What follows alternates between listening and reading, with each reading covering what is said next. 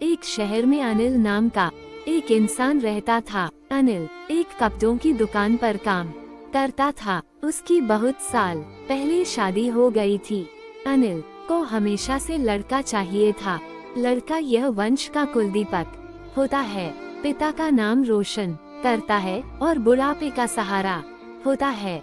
पर लड़की शादी करके चली जाती है, ऐसी सोच रखने वाला वह पड़ोसियों को भी यह बात बताता था। शादी के कुछ साल बाद उसे 2 लड़के हुए। बड़े बेटे का नाम करण और छोटे बेटे का नाम किशन रखा। बाद में कुछ सालों बाद उसकी पत्नी का निधन हो गया। उसके बाद उसने उन दोनों बेटों का ख्याल रखा।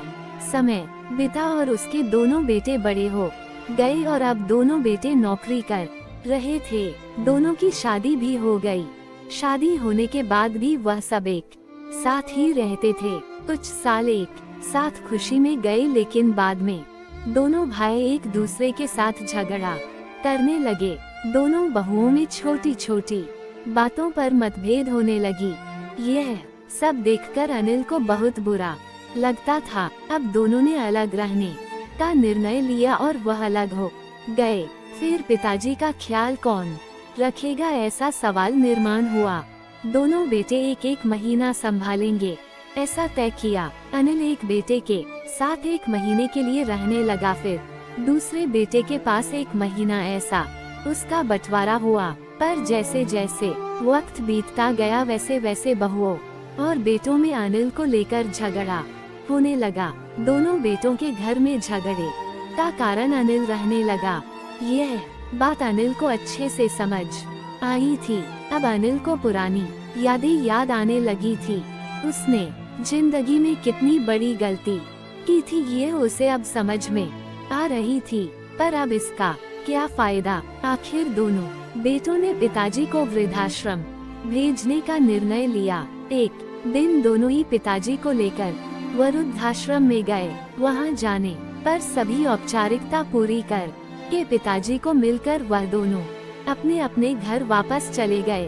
बेटे घर जाने के बाद अनिल बहुत रोने लगा। उसके बाद वृद्धाश्रम में के कई लोगों ने उसे समझाया, पर वो बहुत दुखी हो गया था।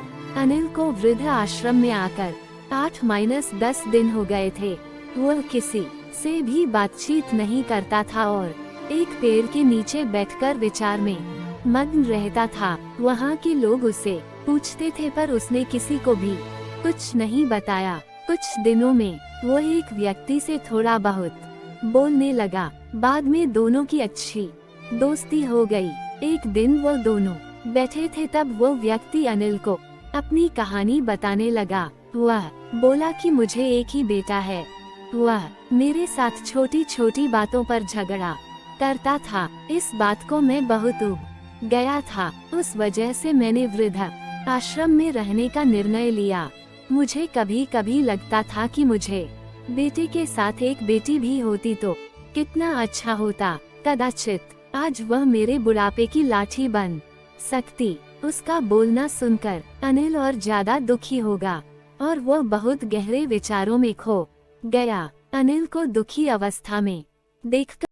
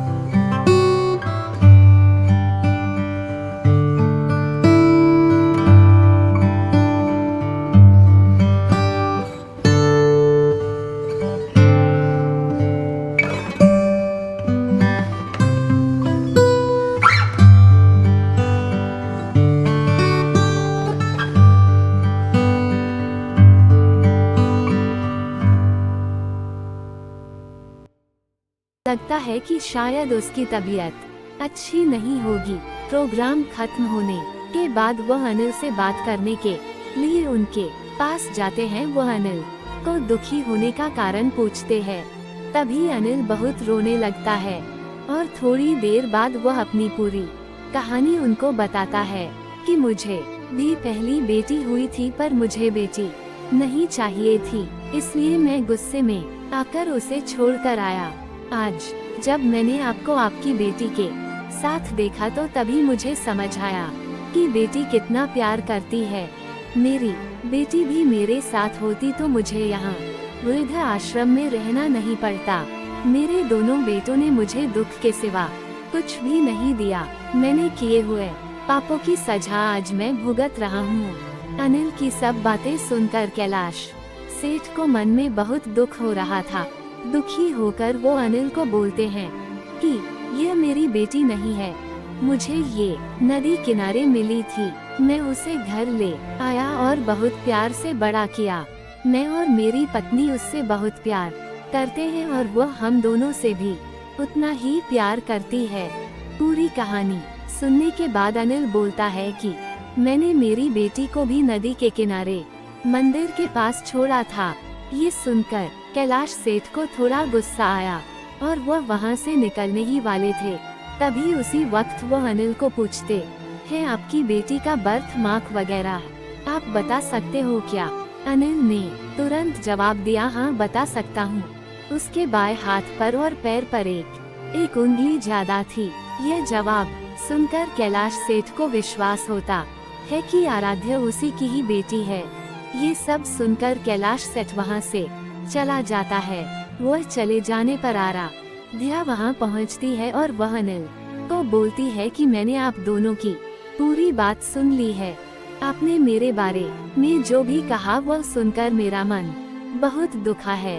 एक पिता खुद की बेटी के बारे में ऐसा निर्णय ले सकते हैं, ये सुनकर मुझे बहुत बुरा लगा।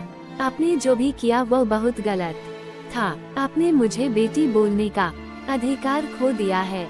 मैं आपकी बेटी होकर भी आप मुझे रास्ते पर छोड़कर चले गए थे और मैं उनकी बेटी न होते हुए भी उन्होंने मुझ पर जान निछावर कर दिया, इसलिए वही मेरे सच्चे पिता है। आप इस वृद्ध आश्रम में रह सकते हैं, पर आज आपने उनके सामने जो बोला है वो फिर कभी भी उनके सामने मत बोलिएगा, क्योंकि आज तक मैंने उनको इतना दुखी कभी भी नहीं देखा। इतना बोलकर आराध्या वहाँ से चली गई। अनिल सिर्फ आँखों में आंसू लाकर उसकी तरफ देखता रह गया और अपने नसीब को दोष देता रहा। दूसरे दिन सुबह किसी को भी न बताते हुए अनिल वृद्धाश्रम छोड़कर चला गया।